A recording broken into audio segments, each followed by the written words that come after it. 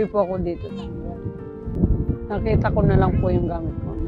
Sana po yung mga notebook ko, yung bag ko. Dinadaga na ng ano. Kaya nanlulumo po talaga.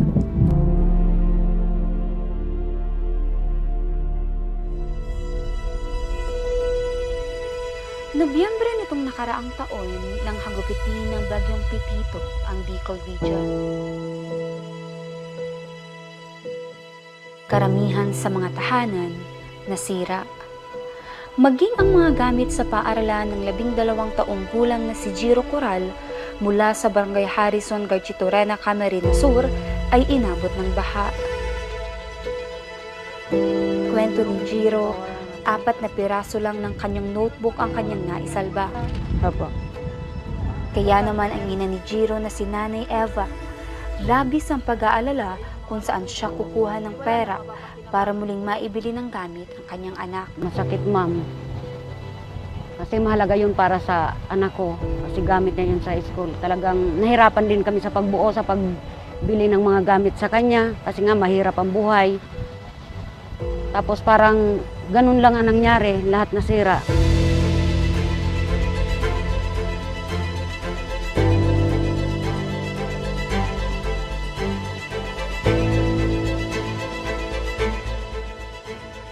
Kaya naman para sa pag-aaral at pangarap ng anak, hindi na nagatubili pa si Nanay Eva na ilapit ang kanilang suliranin sa programang Tabang Ora mismo. Tuloy-tuloy pa rin mga kaaksyon ng ating serbisyo publiko mula sa Garchitorena. Makakausap natin si Ibalara Coral na labis ang panghihinayang sa nasirang bahay dahil sa bagyong Pipito.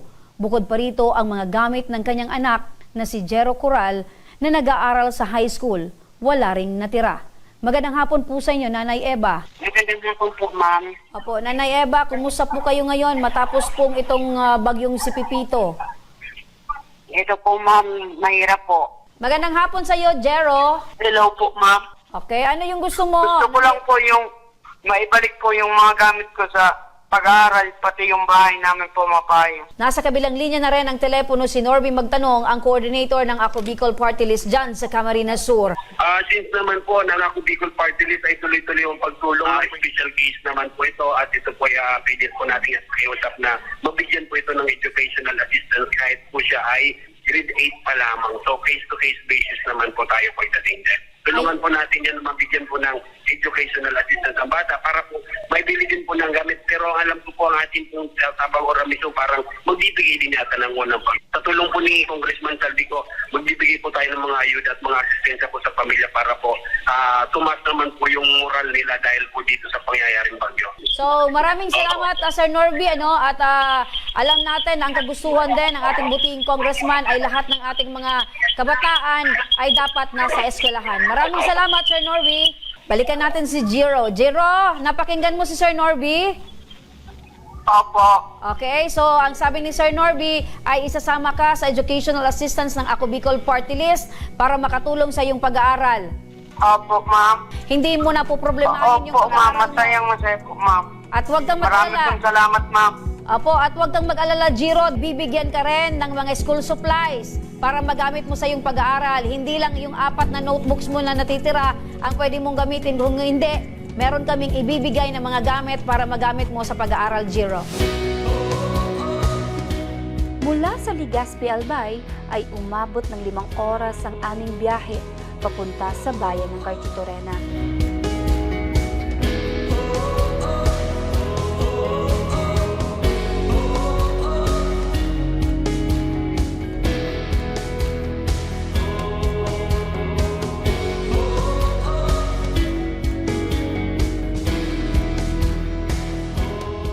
Pagdating namin sa lugar, ay nakita namin si Jiro na nakaabang na sa aming team. Ay, hello ma'am. Good morning po. Ma'am, we're from Ako Bicol Tabang Ora mismo po. Hello! Nice to see you. Masayang-masaya po ako, ma'am, kasi parang ang bilis lang po, ma'am. Ngayon, nandito na po kayo para tulungan kami ng mga kapamilya ang anak ko. Excited ka na pupunta tayo sa mamimili tayo ng gamit mo? Opo. Habang kami ay namimili, ay makikita ang saya sa mukha ng mag-ina. Kabilang sa mga piniling bilhin ni Jiro at ni Nanay Eva, ang mga notebooks, tablet, papers, ballpen at pentel pen. T-shirt, polo, raincoat, at bagong pantalon. Maging ang lumang tsinelas ni Jiro ay pinalitan namin ng bago. Labis naman ang saya ng bata nang sukatin at mabili na namin ang inaasam niyang basketball shoes. Bukod sa mga gamit sa eskwelahan ay binigyan na rin namin si Nanay Eva at Jiro ng groceries.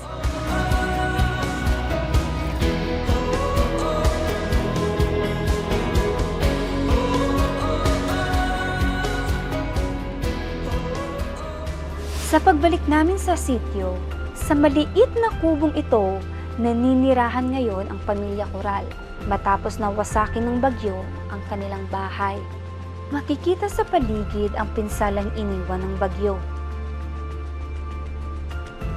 Kaya naman hindi maikakaila ang hirap na kanilang dinaranas, maitawid lang ang kanilang pang-araw-araw na pangangailangan. Sobra talaga. Hindi ko na maipaliwanag, ma'am.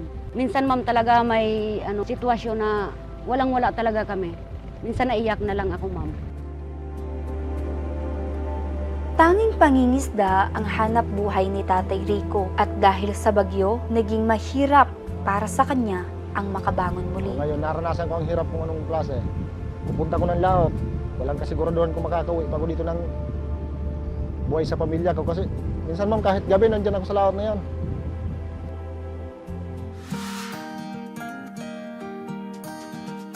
Kaya't labis na lamang ang tuwa ng pamilya nang hatira namin sila ng tulong at upang makapag-aral muli ang nag-iisa nilang anak na si Jiro.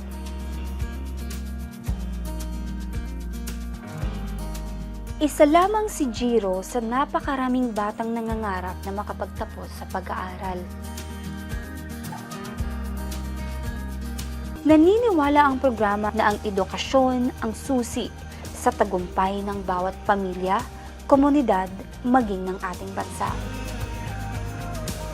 Ako si Rizel Luzada, ang maghahatid ng istorya sa bawat kwento ng inyong buhay. Maraming salamat po!